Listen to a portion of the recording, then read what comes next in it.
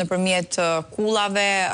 ndërtimeve pa leje, të cilat në fakt në kryeqytet janë shtuar jashtëzakonisht shumë, por jo vetëm, edhe në Bregdet kemi parë ndërtime dhe rezorte të pafundme. Dosja, ose më saktë jo dosja, po libri Albanian Files, tashmë është një dosje në SPAK, pasi ka patur një denuncim nga opozita në lidhje me këtë gjë, është një fakt konkret, pra dhe një provë reale asaj që realisht duhet të merret parasysh dhe duhet të shihet me prioritet të jashtëzakonshëm. Cili është qëndrimi juaj, se nuk kemi patur mundësi që të komunikojmë në lidhje me këtë çështje? Atëherë janë 523 leje ndërtimi të firmosura nga Edi Rama, por një pjesë e mirë dhe nga e pandehura Belinda Balluku. Vetëm ky fakt, nëse hetohet bazuar në dispozitat ligjore, penale, tregon katërcipërisht se çfarë është bërë me ndërtimet në Tiranë, po në të gjithë Shqipërinë, sidomos në vijën bregdetare, siç e thashun. Evidentohet lehtësisht kush e ka përfituar statusin e investitorit strategjik. Në pjesën ndërmuese janë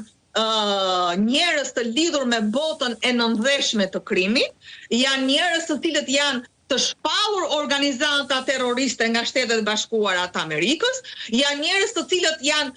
realisht një lavatriçe e pastrimit parave nëpërmjet kullave të ndërtimit, dhe unë nuk mendoj që ka ndonjë vështirësi apo ka ndonjë krim intelektual nga ana e SPAK-ut, përsa kohë që mjafton një auditim i udhëtishëm i këtyre 523 lejeve të ndërtimit, lëri nga ato çfarë ka çuar Adriana Kalaja apo çfarë ka çuar Partia Demokratike, vetëm ky libër është demaskimi i qartë për atë çfarë ka ndodhur në Shqipëri nga Edi Rama, është demaskimi më i qartë se çfarë pastrimi i produktit të parave të pista është bërë në Tiranë dhe në të gjithë Shqipërinë, po nga ana tjetër është edhe konkluzioni i disa auditimeve të bërë nga institucionet ndërkombëtare, ku thuhet se 60% e ndërtimit bëhet nëpërmjet jo bankave të nivelit të dytë, po nëpërmjet transaksioneve të fsheta, dhe nga ana tjetër për ta mbyllur në thonjza këtë çështje, sepse ne nuk do ta lëmë që të mbyllet, kjo është një akuzë që Edi Rama ka bërë ndaj vetes tij. Prokurorët e SPAK-ut vetëm me këtë duhet merren. A është ky libër akuza që Edi Rama i ka bërë vetes tij, Belinda Ballukut dhe gjithë obortarëve të pallatit të tij të vilës në Surrel, apo është akuzë ngritur nga Partia Demokratike, akuzë ngritur nga opozita. Pra, SPAK-u e ka shumë të lehtë ta verifikojë një gjë të tillë. SPAK-u e ka shumë të lehtë që ta marrë qoftë edhe si dëshmitar Edi Ramën për ta pyetur, por ne jemi në një pikë delikate ku jo vetëm që refuzohen kallëzimet tona penale, por SPAK-u absolutisht që veproj kryesisht për një çështje të caktuar, por në mënyrën më absurde vendos mos fillimin e çështjeve shumë të nxehta, siç përmenda unë dosjen 184. Ju e dini shumë mirë që ka patur edhe një paditë kryeministrit Rama ndaj medias Bill, dhe ju e dini shumë mirë që Edi Rama pastaj u tërhoq nga kjo paditë, sepse unë i njofta ato gazetarët dhe janë burra shumë të mirë. Pra, Edi Rama e dinte shumë mirë që e kishte të humbur çështjen me median, me gazetën Bill, sepse dosja 184 ka lënë gjurmë shumë të thella, por edhe provat e reja që ne kemi çuar në mars të vitit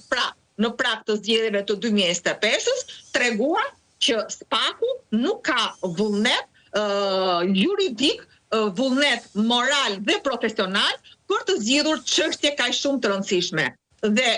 për ta mbyllur dhe këtë pjesën, ajo në fakt deklarate e zotit Braho, përveç se ishte një deklarat e pa bazuar në prova dhe në ligj, nga ana tjetër unë e pash dhe si një thirrje dëshpëruese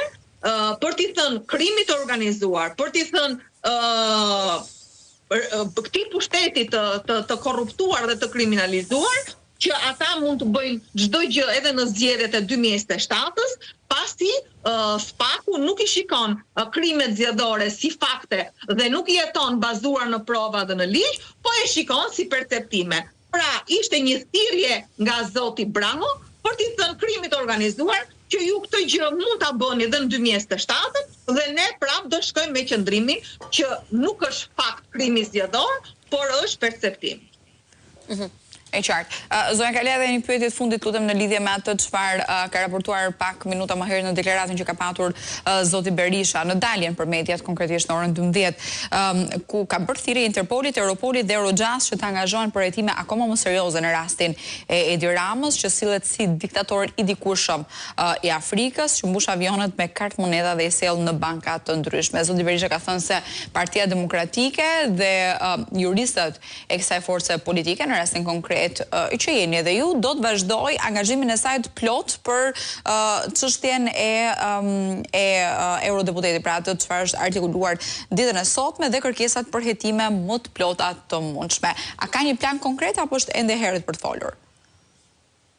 Patjetër që ka një plan konkret, sepse ne nuk e kemi rreshtur asnjëherë punën e denoncimeve. Ajo që është për t'u habitur në fakt se ne denoncimet na vijnë nga brenda kampi socialist, janë njerëz që kanë frikë të identifikohen, por në një denoncim që na vjen, kur ne bëjmë verifikimet përkatëse, na rezultojnë që brenda një dosje ka shkelje me dhjetra dhe realisht edhe jemi në pamundësi objektive për të ndjekur në kohë reale të gjithë denoncimet. Patjetër që ne po përgatisim, sepse thash, kjo deklaratë e zotit Berisha nuk është e sotmja,